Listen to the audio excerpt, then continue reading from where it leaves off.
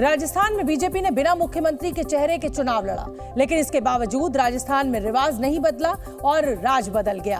अब राजस्थान में मुख्यमंत्री कौन बनेगा, इसके लिए बीजेपी में मंथन तेज हो गया है।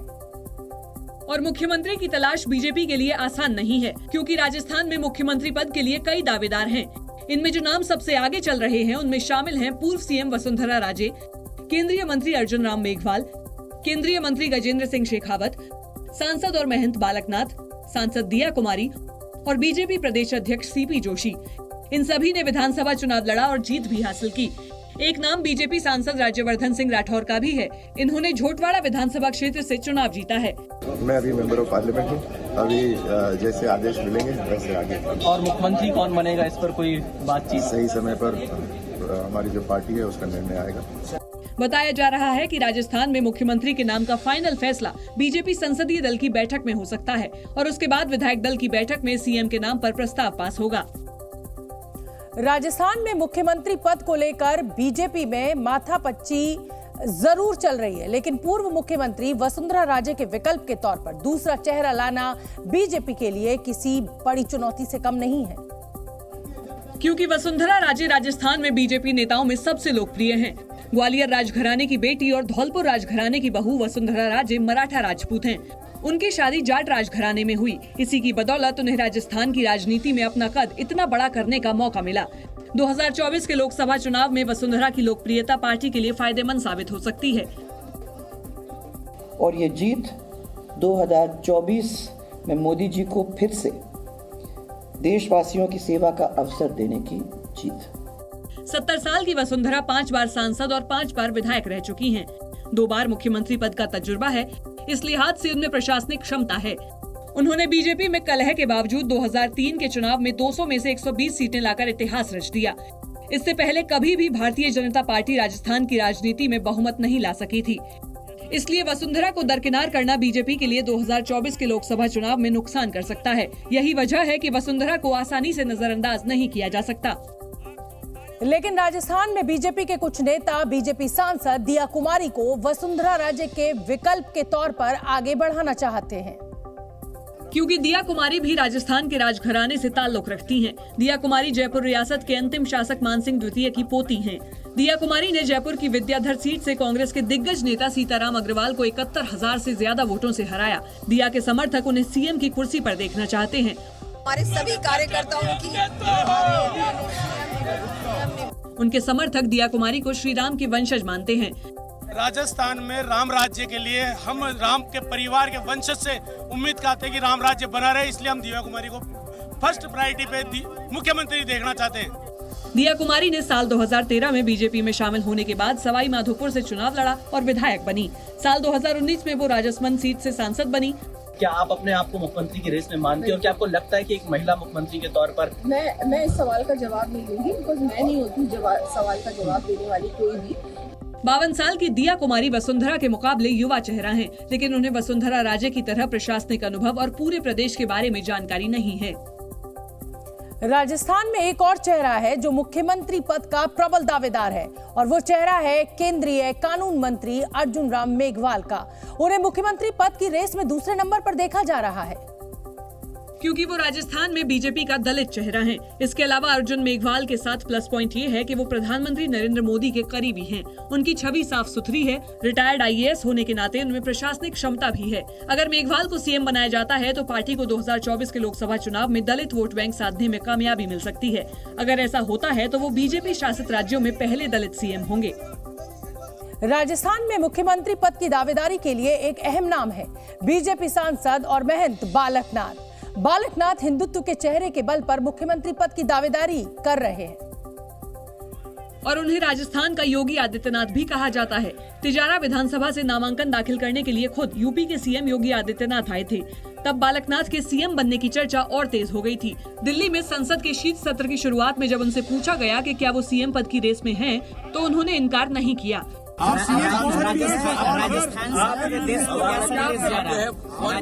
बालकनाथ जी क्या मुख्यमंत्री की रेस में है? आपकी सबकी कृपा। बालकनाथ के साथ प्लस पॉइंट उनकी कट्टर हिंदुत्व की छवि और उनकी उम्र है।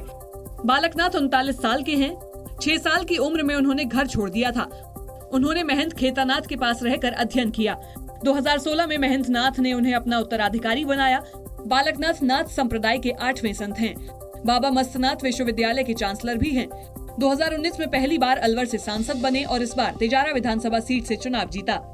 राजनीतिक विशेषज्ञों का मानना है कि शायद बीजेपी इस बार यूपी की स्टाइल में बालकनाथ को राजस्थान का मुख्यमंत्री बना सकती है। महंत बालकनाथ के मुख्यमंत्री पद की दावेदारी की चर्चा आज संसद भवन में भी हुई। संसद भवन में कांग्रेस सांसद अधीर रंजन चौधरी की मुलाकात बालकनाथ से हो गई। अधीर रंजन ने हल्के फुल्के अंदाज में उनसे मजाक भी किया। नया सीएम बन रहे हैं ना सर, सीएम बनते ही पहला काम क्या करेंगे? अरे भाई, राजस्थान के सीएम बनते हैं। राजस्थान में मुख्यमंत्री पद की रेस में दो और अहम नाम चल रहे हैं। दोनों ही नाम राजस्थान की राजनीति के साथ साथ केंद्र की राजनीति में भी एक्टिव हैं। उनमें से एक नाम है ओम माथुर। राजस्थान में बीजेपी की जीत के साथ ही उनकी सुरक्षा कड़ी करने की खबरें आईं। इससे उनकी मुख्यमंत्री पद की दावेदारी को लेकर अटकलें तेज हो गईं। मतदान से पहले राजस्थान में पाली में हुई चुनावी रैली में प्रधानमंत्री मोदी ने ओम प्रकाश माथुर की काफी तारीफ भी की थी। ओम माथुर को पीएम मोदी का करीबी भी माना जाता है। मोदी जब गुजरात के सीएम थे तब ओम प्रकाश माथुर गुजरात के प्रभारी थे। माथुर को पीएम उन जगह भेजते हैं जहाँ सरकार बनाना सबसे कठिन होता है। इस बार उन्हें छत्तीसगढ़ का चुनाव प्रभारी बनाया गया और बीजेपी छत्तीसगढ़ में जीत गयी। सीएम पद के लिए केंद्रीय मंत्रियों में गजेंद्र सिंह शेखावत भी दावेदार हैं। गजेंद्र सिंह शेखावत जोधपुर से सांसद हैं। हालांकि संजीवनी क्रेडिट कोऑपरेटिव सोसाइटी घोटाले में लगे आरोप उनकी दावेदारी कमजोर कर सकते हैं। राजस्थान में कांग्रेस की हार के लिए एक दूसरे पर आरोप का दौर शुरू हो गया है। अशोक गहलोत के ओएसडी लोकेश शर्मा ने राजस्थान में कांग्रेस की हार के लिए खुद गहलोत को जिम्मेदार ठहराया। और लोकेश शर्मा के मुताबिक गहलोत की हार 25 सितंबर 2022 को ही तय हो गई थी। सोशल मीडिया पर लोकेश शर्मा ने लिखा, 25 सितंबर की घटना भी पूरी तरह से प्रायोजित थी। जब आलाकमान के खिलाफ विद्रोह कर अवमानना की गई थी, उसी दिन से खेल शुरू हो गया था। लोकेश शर्मा ने गहलोत को हार के लिए पूरी तरह जिम्मेदार ठहराते हुए कहा कि पार्टी ने गहलोत के चेहरे पर चुनाव लड़ा, उन्हें फ्री हैंड दिया और उनके नेतृत्व में चुनाव लड़ा। वो हर सीट पर चुनाव लड़ रहे थे। न गहलोत का अनुभव चला, न जादू, न योजनाओं के सहारे जीत मिली। गहलोत ने पार्टी को फिर हाशिए पर ला खड़ा किया। आज तक उन्होंने पार्टी से सिर्फ लिया ही लिया, लेकिन कभी सत्ता में वापसी नहीं करा सके। अब साफ है कि राजस्थान कांग्रेस में हार के बाद सिर्फ फुटअव्वल शुरू हो गई है। मध्य प्रदेश और छत्तीसगढ़ में कांग्रेस की हार पर अखिलेश यादव ने तंज कसा। यूपी के पूर्व मुख्यमंत्री अखिलेश यादव ने कांग्रेस की हार को अहंकार की हार बताया, क्योंकि मध्य प्रदेश में कांग्रेस के साथ समाजवादी पार्टी का गठबंधन होना था, लेकिन चुनाव से ठीक पहले कांग्रेस ने गठबंधन से इनकार कर दिया था। ये बात खत्म हो गई, अब परिणाम आ गया, अहंकार भी खत्म हो गया। कांग्रेस सांसद अधीर रंजन चौधरी ने बीजेपी नेताओं पर पीएम मोदी की बात न मानने का आरोप लगाया। उन्होंने कहा कि बीजेपी नेता जबरदस्ती 3 राज्यों में मिली जीत को मोदी जी की जीत बता रहे हैं। आज मोदी जी की बात आप नहीं मानते हुए आप खुद कहते कि मोदी जी की जीत है, तो आप खुद तय कह लो कि जीत किसके है। छत्तीसगढ़ के डिप्टी सीएम रहे टीएस सिंहदेव अंबिकापुर विधानसभा सीट से चुनाव हार गए। चुनाव में मिली करारी हार पर टीएस सिंहदेव ने प्रतिक्रिया दी और विधायकी जाने पर दुख जताया। एमएलए नहीं रहूंगा, जो चाहेंगे और मानेंगे उनका प्रतिनिधि तो आजीवन बना रहूंगा। मध्य प्रदेश विधानसभा चुनाव में 163 सीटों पर पूर्ण बहुमत के साथ जीत दर्ज कर बीजेपी अब सरकार गठन की तैयारी में है। इस बड़ी जीत के बाद शिवराज सिंह चौहान को मुख्यमंत्री पद की रेस में सबसे आगे माना जा रहा है। लेकिन इस बार सीएम पद के लिए शिवराज के अलावा नरेंद्र सिंह तोमर, प्रहलाद सिंह पटेल, कैलाश विजयवर्गीय और नरोत्तम मिश्रा के नामों की भी चर्चा है। हालांकि अब तक मध्य प्रदेश के सिंहासन पर बीजेपी आलाकमान किसे बिठाने की तैयारी में है, ये साफ नहीं हो पाया और न ही इस बात के संकेत मिल पाए हैं कि विधायक दल की बैठक कब होगी। भारतीय जनता पार्टी का मुख्यमंत्री बनेगा, इंतजार हम आपको और आपको करना पड़ेगा दोनों। कब तक होगी विधायक दल की बैठक? कोई मुझे लगता है ये पार्टी तय करेगी। फिर भी कुछ नाम पर सहमति बन रही है। मैं इस पर कोई टिप्पणी नहीं कर पाऊंगा। हालांकि माना जा रहा है कि पार्टी जल्द ही सीएम के नाम का ऐलान करेगी। कब तक मुख्यमंत्री का फैसला हो जाएगा? पार्टी समय पर करती है। मध्य प्रदेश की 230 सीटों पर पीएम मोदी के चेहरे पर चुनाव लड़कर बीजेपी ने कांग्रेस को 66 सीटों पर समेटकर बड़ी जीत हासिल की।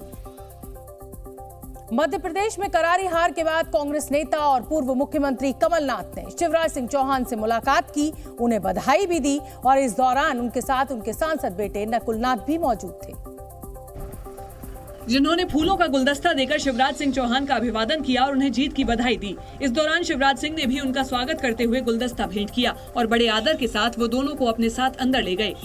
आज मैंने उन्हें बधाई दी, मैंने उन्हें आश्वस्त किया कि हम विरोधी दल तो रहेंगे, पर प्रदेश के हित में जो भी हम कर सके मदद करेंगे। इस बीच कांग्रेस ने अपनी हार स्वीकार करते हुए जनादेश के सम्मान की बात कही, साथ ही विरोधी दल के नाते अपने कर्तव्य निभाने का भरोसा भी दिया।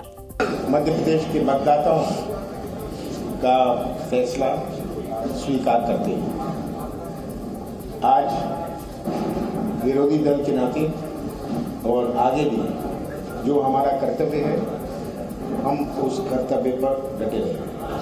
कमलनाथ ने विधायकों के साथ बैठकर हार की समीक्षा करने की बात भी कही। बीजेपी ने छत्तीसगढ़ में भी मुख्यमंत्री पद के लिए उम्मीदवार घोषित करने की बजाय प्रधानमंत्री नरेंद्र मोदी का चेहरा आगे कर चुनाव लड़ा था और इसीलिए वहां भी मुख्यमंत्री पद के नाम पर अभी तक सस्पेंस बना हुआ है। ऐसे में सवाल ये है कि बीजेपी पूर्व मुख्यमंत्री डॉक्टर रमन सिंह पर दोबारा भरोसा जताएगी या किसी नए नेता पर दांव लगाएगी। इस सवाल का जवाब तलाशने के लिए छत्तीसगढ़ के चुनाव प्रभारी ओम माथुर और मनसुख मांडविया छत्तीसगढ़ पहुंचे। वहां उन्होंने विधायकों से मुलाकात भी की, लेकिन सुबह 11 बजे होने वाली विधायक दल की बैठक स्थगित कर दी गयी। सीएम के में कई नामों की चर्चा चल रही है सर, क्या जो है चर्चा चलनी चाहिए? आपके भी नाम की चर्चा चल रही है, मैंने सुना अभी। ओम माथुर और मांडविया ने विधायकों से बात कर उनके मन को टटोला, हालांकि वो इससे इनकार कर रहे हैं। सर आज विधायकों से कुछ बातचीत हुई है? कुछ उनसे बात की, सबको कहा मिठाई खिलाई है, सबको कहा क्षेत्र में जाके धन्यवाद। दोनों प्रभारी दिल्ली लौट आए हैं। वो बीजेपी के शीर्ष नेतृत्व को रिपोर्ट देंगे और जल्द ही चुनाव पर्यवेक्षकों की नियुक्ति होगी। डॉक्टर रमन सिंह मुख्यमंत्री पद की रेस में सबसे आगे तो हैं, लेकिन उनकी दावेदारी को चुनौती देने के लिए कई उम्मीदवारों के नाम अब सामने आ रहे हैं। उनमें से एक बड़ा नाम छत्तीसगढ़ बीजेपी के प्रदेश अध्यक्ष अरुण साव का है। अरुण साव ओबीसी के साहू समाज से आते हैं। साहू समाज छत्तीसगढ़ की सियासत में मजबूत दखल रखता है। सूबे में साहू समाज की आबादी करीब 12% है। भारतीय जनता पार्टी के सरकार का नेतृत्व कौन करेंगे, ये पार्टी का विधायक दल और केंद्रीय नेतृत्व तय करेगा।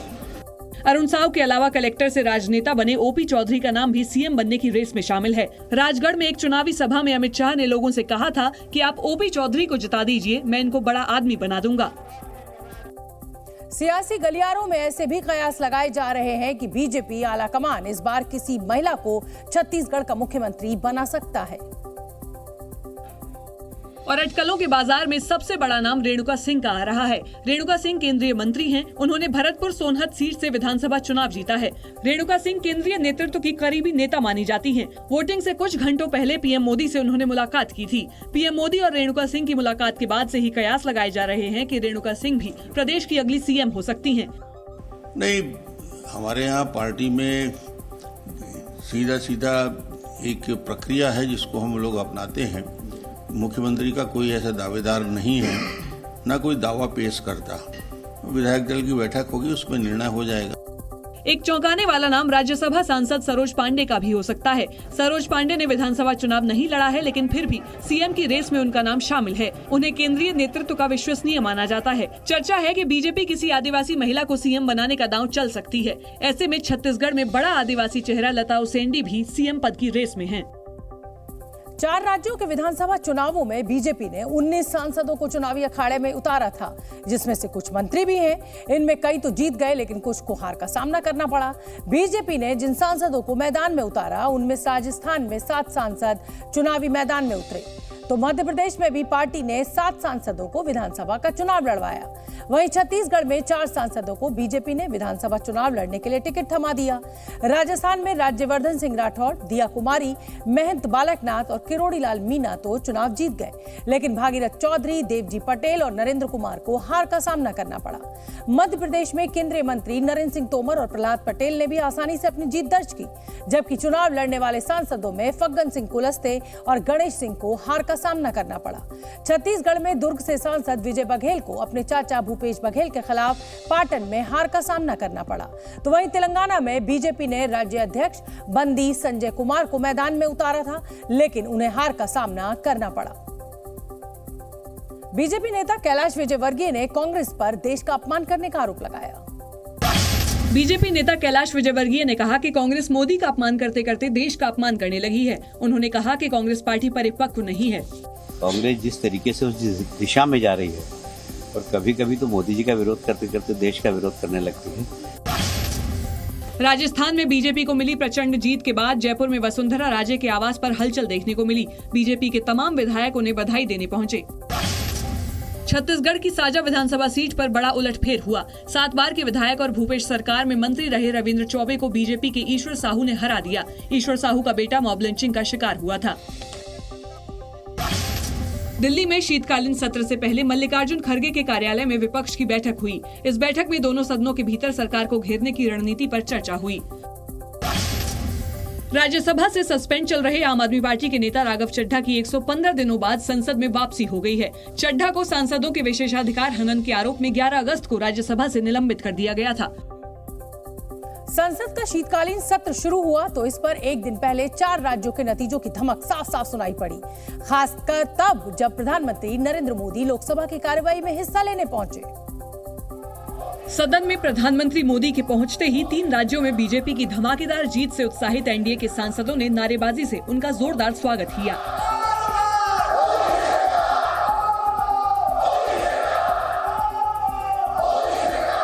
गठबंधन के सांसदों ने अपनी भावनाओं का जिस तरह इजहार किया, उसे देख और सुनकर प्रधानमंत्री मुस्कुराने लगे।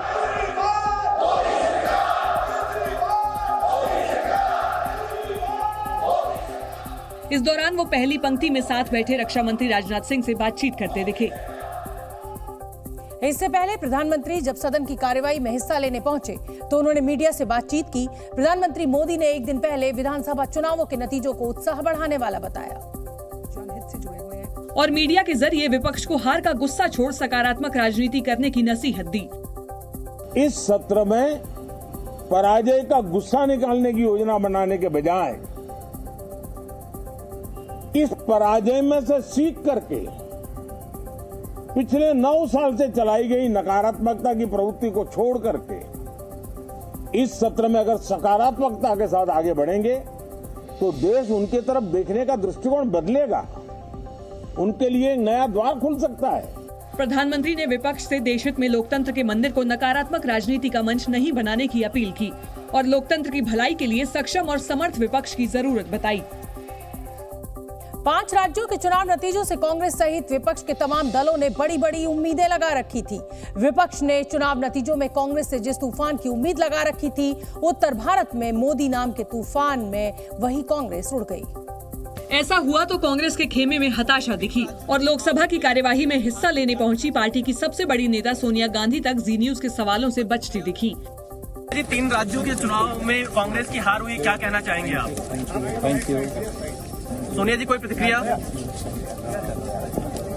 सवालों को नजरअंदाज करने का जो तरीका सोनिया गांधी ने अपनाया, कुछ वही एनसीपी के दिग्गज शरद पवार का रहा। शरद जी, 3 राज्यों में कांग्रेस की हार हुई है, क्या कहना चाहेंगे? इंडिया गठबंधन का भविष्य क्या सही है अभी?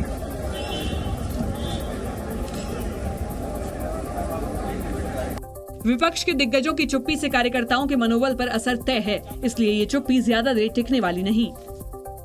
कार्यकर्ताओं का मनोबल बनाए रखने के लिए विपक्ष के कई नेताओं के बयान आने भी लगे। चूंकि नतीजों के बाद प्रधानमंत्री मोदी ने विपक्ष को पॉजिटिव पॉलिटिक्स करने की सलाह दी, इसलिए लोकसभा में विपक्ष के नेता अधीर रंजन चौधरी ने अपना मोर्चा संभाल लिया। क्या कहना चाहेंगे आप? और अधीर रंजन चौधरी ने जवाब में प्रधानमंत्री को भी एक सलाह दे डाली। मैं मोदी जी को एक सलाह देंगे, मोट बना लिया कर, मोदी मोट, वहाँ सारे ज्ञान देते रहे। जाहिर है चुनाव नतीजों की हताशा से उबरने में विपक्ष को वक्त लगेगा और इसकी झलक कई बयानों में भी मिलने लगी। ये तो हर मामले में रिकॉर्ड बनाना चाहते हैं। रिकॉर्ड का राजीव गांधी के जमाने में 412 जीते थे, तो उस रिकॉर्ड को तोड़ना है। कैसे तोड़ेंगे, ये अपनी रणनीति बनाएंगे और जो विपक्ष है वो रणनीति बनाएगा कि 200 पर रह जाए। निश्चित रूप से इन नतीजों के बाद सबकी नजरें अब 2024 में होने वाले लोकसभा चुनावों पर हैं। यही वजह रही कि बीजेपी ने नतीजों को आधार बनाकर 2024 के लोकसभा चुनाव का माहौल अभी से बनाना शुरू कर दिया, जिसकी झलक शीतकालीन सत्र के पहले दिन ही मिल गई,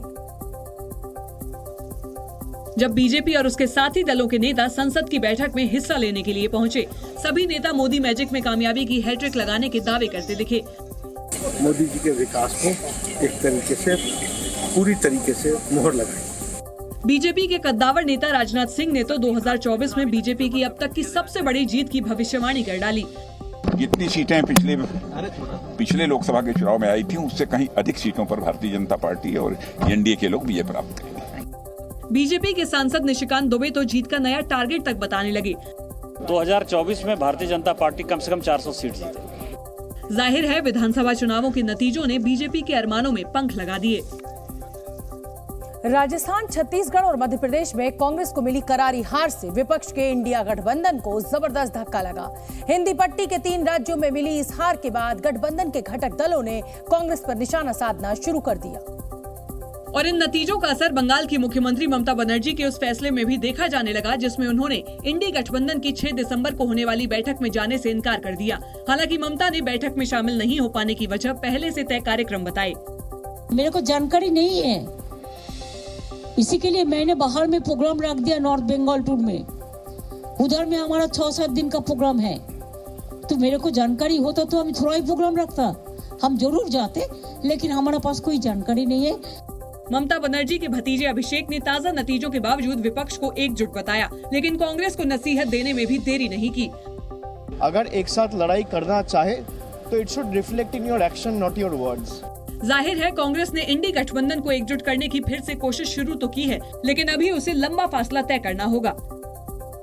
इसकी वजह कांग्रेस और क्षेत्रीय दलों की अपनी अपनी मजबूरियां भी हैं। चूंकि कांग्रेस पार्टी को विधानसभा चुनावों में उम्मीद के मुताबिक नतीजे नहीं मिले, इसलिए उसकी हर राज्य में ज्यादा से ज्यादा सीटों पर लड़ने के दावे भी कमजोर हुए।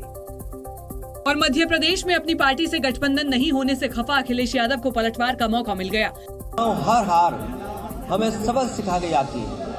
मौका मिला तो उन्होंने 2024 में बीजेपी से पार पाने के लिए कांग्रेस को नसीहत भी दे डाली। जो कुछ हुआ मध्य प्रदेश में, भविष्य में ऐसा नहीं होगा।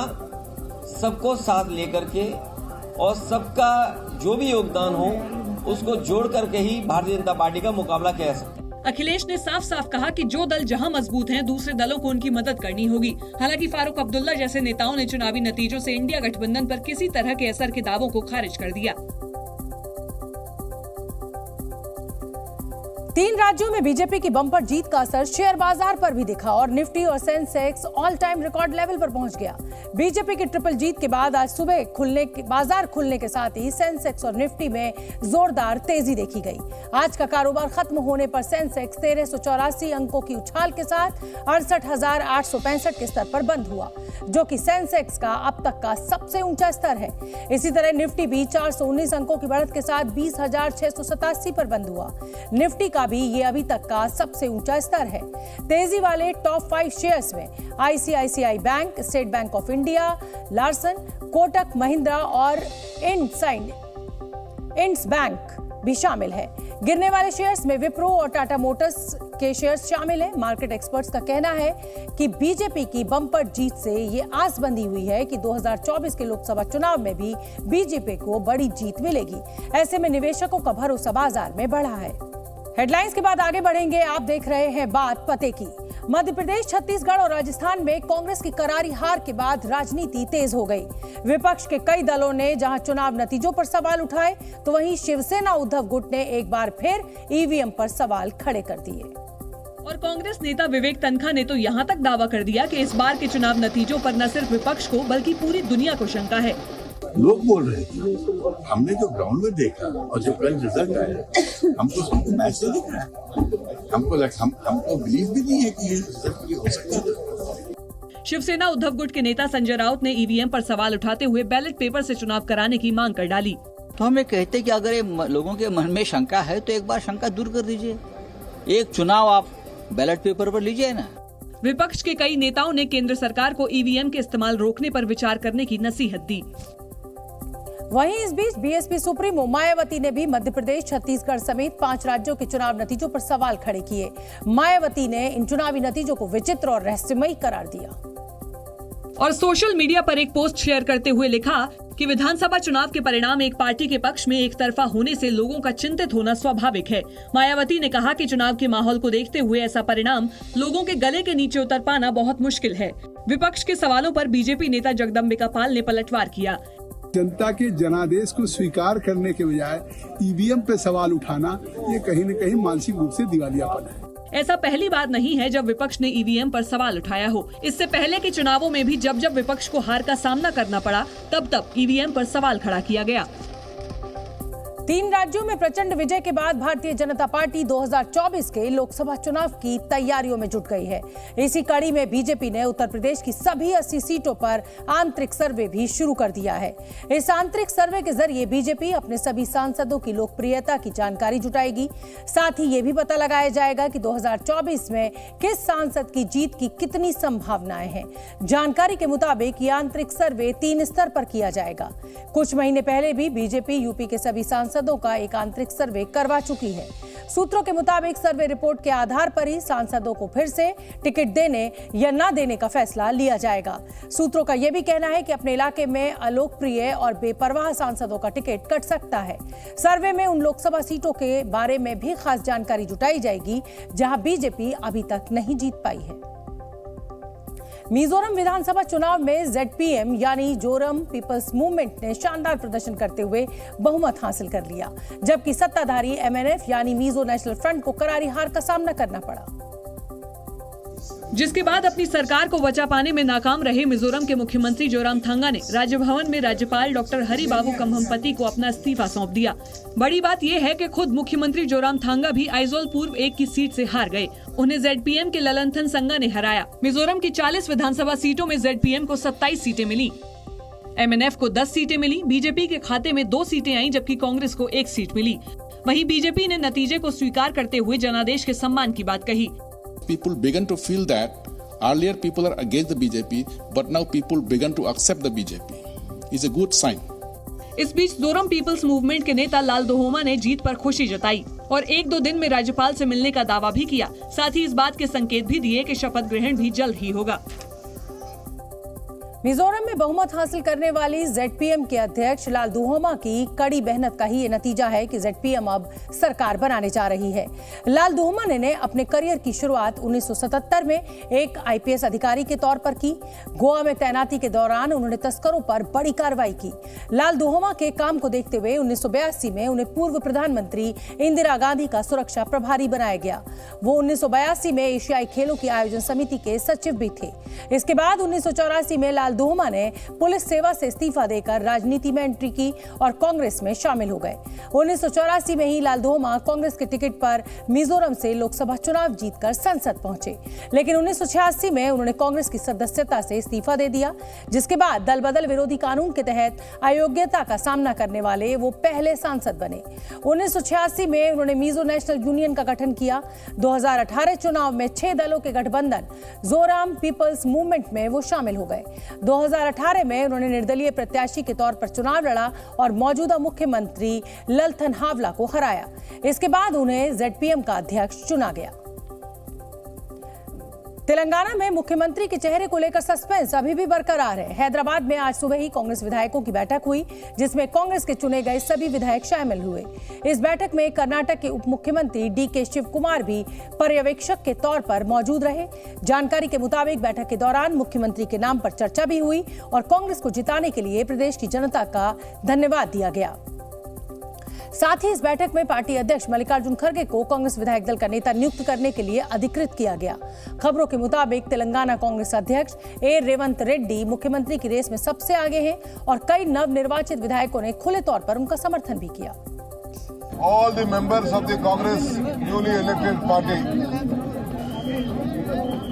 unanimously resolved to authorize the AICC President Shri Mallikarjun Kharge ji to appoint the Congress legislative party leader. Congress ने तेलंगाना की 119 में से 64 सीटों पर जीत दर्ज की, लेकिन ग्रेटर हैदराबाद रीजन में कांग्रेस को एक भी सीट नहीं मिली। ग्रेटर हैदराबाद में कुल 24 विधानसभा सीटें हैं, लेकिन इनमें से एक भी सीट पर कांग्रेस जीत हासिल नहीं कर पाई। तो वहीं बीआरएस ने 16 विधानसभा सीटों पर जीत दर्ज कर ग्रेटर हैदराबाद में अपनी पकड़ को बनाए रखा, जबकि असदुद्दीन ओवैसी की पार्टी एमआईएम 7 सीटों पर जीत हासिल करने में सफल रही। ग्रेटर हैदराबाद की एक विधानसभा सीट बीजेपी के खाते में भी गई। गोरखपुर में मुख्यमंत्री योगी आदित्यनाथ ने जाति के नाम पर बांटने की राजनीति करने वालों पर निशाना साधा। गोरखपुर में महाराणा प्रताप शिक्षा परिषद के समारोह में सीएम योगी ने विपक्ष पर तुष्टीकरण का आरोप लगाया। उन्होंने लोगों से जाति के नाम पर बांटने वालों से सतर्क रहने को कहा। फूट डालने के प्रयास होंगे कोई जाति के नाम पर बांटेगा, कोई क्षेत्र के नाम पे बांटेगा, कोई भाषा के नाम पे बांटेगा। ये बांटने वाले तत्व तो वही हैं जो नहीं चाहते कि भारत दुनिया की एक बड़ी ताकत बने।